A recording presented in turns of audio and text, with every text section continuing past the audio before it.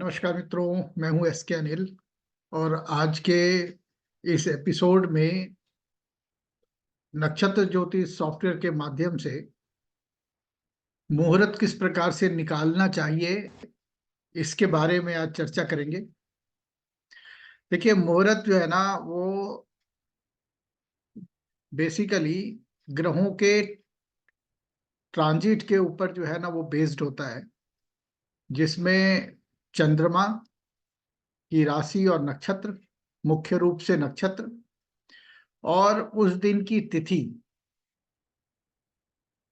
इससे हम विचार करते हैं कि गृह प्रवेश का मुहूर्त क्या होगा, यात्रा का मुहूर्त क्या होगा, व्यापार आरंभ का मुहूर्त क्या होगा।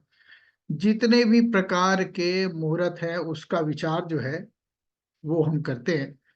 और इसके साथ ये ध्यान रखते हैं कि जातक की कुंडली में ग्रहों का गोचर और कोई ग्रहों की स्थिति ऐसी तो नहीं है जहाँ पे पाप ग्रहों का वेधन जो है वो बर्थ स्टार पे हो रहा हो, या उनका लगता लग रहा हो उनके ऊपर ग्रहों का, या फिर एसएमटी चल रही हो, है ना, स्पेशल मेलिफिक ट्रांजिट, या कोई 88वां पद का वेधन हो रहा हो, या कोई ग्रह उसके ऊपर ट्रांजिट कर रहा हो।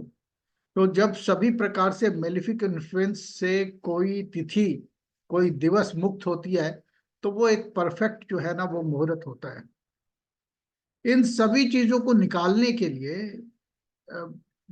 मैनुअली निकालेंगे तो बहुत टाइम टेकिंग जॉब है। तो हमने एआई के माध्यम से नक्षत्र ज्योति सॉफ्टवेयर में इस बार 2.2 के अंदर जो हमने डेवलप किया है, एक तो हमने किया है ग्लोबल प्रेडिक्शन के बारे में, कहाँ पे भूकंप आ सकता है, कहाँ पे नेचुरल डिजास्टर्स जिसको कहते हैं, सुनामी वगैरह, टिड्डियों का हमला, कहाँ पे कोई जो उत्पात है वो हो सकता है, किसी भी फसल का जो है ना वो पैदावार बढ़ना या खराब होना। इस प्रकार से विभिन्न प्रकार से जो है ना, वो स्थान क्षेत्र के हिसाब से हमने उसमें एआई के माध्यम से प्रेडिक्शन डाला है, जो अभी दिखाऊंगा आपको।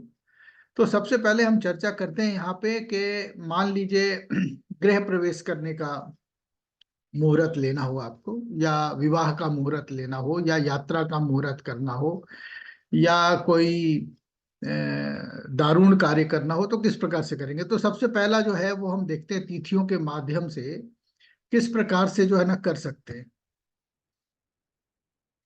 एक स्क्रीन शेयर करना पड़ेगा। आप यहाँ पे देख पा रहे हैं, ये अभी की कुंडली खुली हुई है। तो इस जातक को मान लीजिए कि गृह प्रवेश करना है, तो हम सबसे पहले यहाँ पे टूल्स में आ जाते हैं, और टूल्स में यहाँ पे डेली मुहूर्त,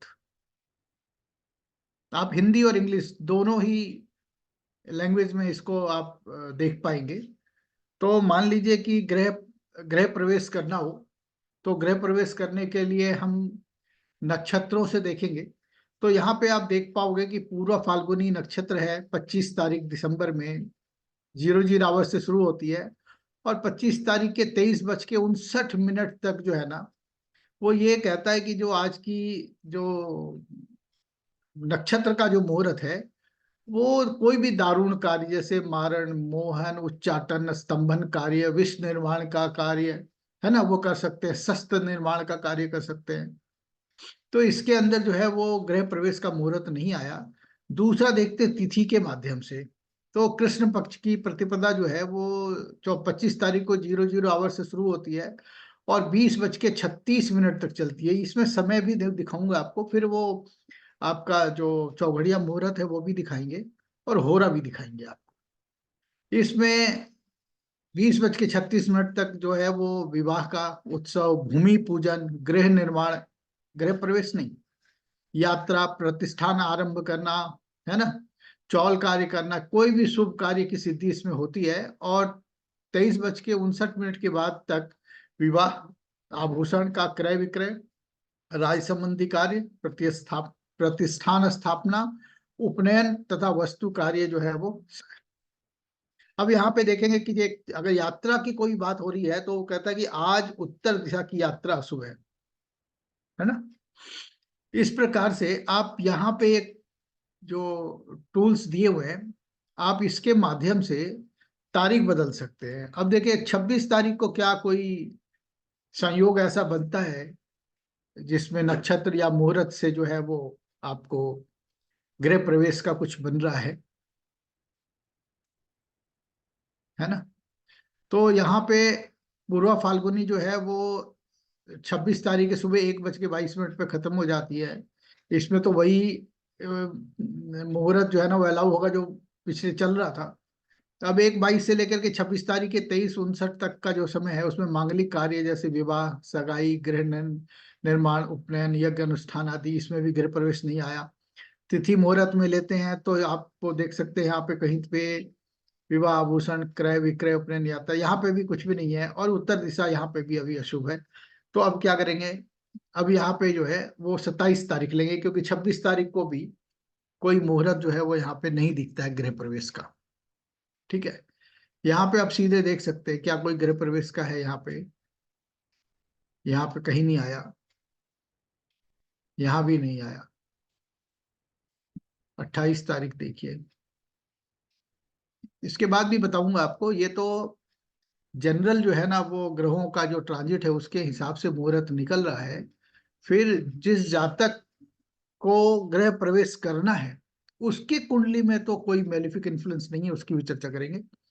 तो यहाँ पे आप देखिए जो हस्त नक्षत्र जो है वो सुबह 7:31 तक है। इसमें मुंडन, मांगलिक कार्य, शिक्षा वेद, अध्ययन हेतु शुभ कार्य ठीक है। उसके बाद जो है यहाँ पे कहीं पे भी गृह प्रवेश नहीं आया। फिर आप तिथि में देख पा रहे हैं, यहाँ पे भी कहीं पे भी नहीं आया, और यहाँ पे भी कहीं नहीं आया। अभी भी उत्तर दिशा में यात्रा जो है वो शुभ है। 29 तारीख की स्थिति देखते हैं। 29 फरवरी को, 29 फरवरी में यहाँ पे प्रेम प्रसंग, रिश्ता करना, मैत्री इत्यादि, सगाई। और फिर इधर तिथि के हिसाब से देखेंगे तो आपका यहाँ पे भी कोई भी नहीं आ रहा है। ठीक है,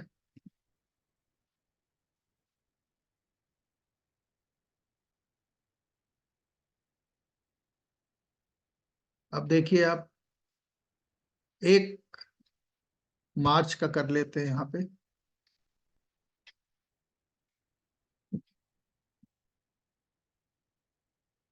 1 मार्च में कहीं भी आप देख पा रहे हो, आप देखिए 2 मार्च को आप देख पा रहे हैं तिथि जो है ना वो आपको अलाउ कर रही है 7:54 से लेकर के रात को 23:59 तक गृह प्रवेश अथवा वाहन, भूमि, कार्य सिद्ध, संबंधी कार्य सिद्ध हो तथा यात्रा में सफलता मिले। और यहाँ पे उत्तर दिशा की यात्रा अशुभ है। तो आप देख पा रहे हैं कि जो नक्षत्र है वो भी आपको यहाँ पे जो है ना वो ऐसे किसी कार्य के लिए मना नहीं कर रही है। और तिथि मुहूर्त के अंदर ये चीज आ गई। तो आप 2 तारीख को देख पा रहे हैं कि सुबह के 7:54 से जो है वो गृह प्रवेश जो है ना वो दिखा रहा है। अब आप आ जाइए यहाँ पे चौघड़िया मुहूर्त में, गृह प्रवेश के अंदर 7:54 से। तो 7:54 से ये दिखा रहा है, और यहाँ पे 8:12 और 3 सेकंड से 9:39 तक जो है ना वो शुभ समय है। यानी कि यहाँ पे आप कर सकते हैं, ये चौघड़िया मुहूर्त के हिसाब से है। लेकिन 9:39 14 सेकंड से 11:06 और 24 सेकंड तक जो है ना वो रोग का चौघड़िया चल रहा है। तो इसमें ये समय में मुहूर्त जो है ना आरंभ नहीं करेंगे। अगर करना होगा तो हम उद्वेग में भी नहीं करेंगे, यानी कि 12:33-35 तक भी नहीं करेंगे। चर जो है, चर चौघड़िया अच्छा चौघड़िया होता है, यहाँ कर सकते हैं। लाभ का अच्छा चौघड़िया अच्छा होता है, यहाँ कर सकते हैं। अमृत जो है वो यहाँ कर सकते हैं, यानी कि शाम के 16 बज के यानी 4:55 8 मिनट तक आप कर सकते हो। ठीक है, तो यहाँ पे आपको समय जो है वो भी दिया हुआ है चौघड़िया से। अब आप होरा मुहूर्त के अंदर भी आ सकते हैं। तो होरा मुहूर्त के अंदर जो है ना वो 7:54 से होता है। तो 7:54 से लेकर के 8:41 तक का समय जो है वो इन सभी कार्यों के लिए जो है वो अच्छा है। 8:41 से लेकर के 9:39 तक का जो समय है, ये इन सब चीजों के लिए अच्छा है। तो आप इनमें से चौघड़िया मुहूर्त जो है वो भी मिला सकते हो। तो आपको क्या करना है कि तिथि जब से अलाउ कर रही है जितने बजे से जितने बजे तक, नक्षत्र जितने बजे से जितने बजे तक, आप वो स्लॉट लीजिए। फिर चौघड़िया मुहूर्त के अंदर जो है ना वो अमृत ले सकते हैं, चर ले सकते हैं, लाभ ले सकते हैं, है ना, शुभ ले सकते हैं। तो आप इसमें वो टाइम इन बिटवीन रखिए। उसके बाद आप जो है वो होरा मुहूर्त भी ले सकते हैं। ठीक है, तो इन सबको मिला के आप कर लीजिए, जो समय आए उस समय में आपका मुहूर्त जो है वो आरंभ कर सकते हैं। इसके बाद की जो चीज है वो आपको मैं बता देता हूँ। अब जैसे किसी जातक ने, जैसे मान लीजिए यही जातक है, हालांकि ये हमने अभी खोला है, इन्हीं जातक का जो है ना वो आपने देखना है कि क्या इनकी कुंडली में कोई मेलिफिक इन्फ्लुएंस तो नहीं है। तो अगेन जो है ना वो आप व्यू में आइए, व्यू से आ जाते हैं आपके सर्वतोभद्र चक्र में, और सर्वतोभद्र चक्र से आप यहाँ पे ये जो लेवल है वो 5वां लेवल सेट कर लीजिए, और पीरियड जो है वो अगले आप 1 महीने का ले लीजिए और यहाँ पे कराइए कैलकुलेट। ये आपको आपका जो लगता है, और जो आपका 88वां पद है जो कि सर्वाधिक अशुभ है, यहाँ पे आपके बर्थ स्टार के ऊपर कोई मेलिफिक इन्फ्लुएंस नहीं आना चाहिए। जैसे ये आपका बर्थ स्टार है ना, इस बर्थ स्टार में चंद्रमा शुभ ग्रह है तो वो चलेगा। तो बर्थ स्टार का वेधन नहीं होना चाहिए, सेंसिटिव स्टार्स का वेधन नहीं होना चाहिए। तो ये आपको प्रीव्यू में आके देखिए, में आसानी होगी। ठीक है, अब आप देखें यहाँ पे सबसे लास्ट में आ जाएंगे तो आपको दिखेगा कि क्या कहीं पे कोई लत्ता पड़ रहा है ऐसा। तो लत्ता निर्धारण में यानी कि 25 फरवरी से लेकर के 24 मार्च तक का जो समय है, यहाँ पे आप देख पा रहे हो कि इस अवधि में कोई लत्ता गोचर नहीं है, यानी कि मेलिफिक इन्फ्लुएंस से बिल्कुल फ्री है, वो आप ले सकते हो। उसके बाद आपने 88वां पद का देखना है। तो ये 10 मार्च से 12 मार्च के बीच में बुध का जो गोचर है वो 88वें पद पे हो रहा है। ये हाईली सेंसिटिव और मेलिफिक पॉइंट होता है, यानी कि वो 2 तारीख 3 तारीख में भी वो नहीं आया, और फिर 22 मार्च को आता है। तो क्या होगा यहाँ पे, आप ध्यान से देखो कि इसका जो मैक्सिमम मेलिफिक जो ट्रांजिट है उससे भी वो जातक फ्री है। तो आप क्या करते हो यहाँ पे कि आपका जो 2 मार्च का जो समय है, 2 मार्च मॉर्निंग में 7:55 कर लेते हैं, 54 था। अब देखो आपका बर्थ स्टार पे किसी भी जो ग्रह है उसका वेधन नहीं है, ना बेनिफिक है ना मेलिफिक है। ठीक है ना, तो यानी ये भी ठीक है, कोई इशू नहीं है। आपका जो तिथि और दिवस का वेधन जो है ना वो चंद्रमा से हो रहा है, ये भी एक बहुत अच्छा है, क्योंकि जब भी पंचसलग का वेद शुभ ग्रहों से होता है तो वो दिन आपके बहुत अच्छे जाते हैं। इसी प्रकार से आप देख के चलो कि भाई आपकी कुंडली में जैसे यहाँ पे केतु की दशा चल रही है, और केतु आपकी कुंडली में यदि अशुभ है तो यहाँ पे क्या होगा, वो आपके स्वर का वेधन कर रहा है, ये एक मेलिफिक जो है ना वो ट्रांजिट हो सकता है। और अगर शुभ है तो बहुत अच्छा है, कोई इशू नहीं है। फिर यहाँ पे केतु जो है ना वो नाम के अक्षर का भी वेद कर रहा है, अगर केतु शुभ है तो बहुत ही अच्छा है, कोई इशू परेशानी नहीं है। इसी प्रकार से आप मुहूर्त जो है ना वो एआई के माध्यम से निकाल सकते हैं। अगर आपको किसी और टॉपिक पे कोई वीडियो देखना है तो आप मुझे संपर्क कर सकते हैं। आप मुझे लिख के भेजें कि आपको किस टॉपिक पे वीडियो चाहिए। अभी के लिए फिलहाल इतना ही, शुक्रिया, धन्यवाद।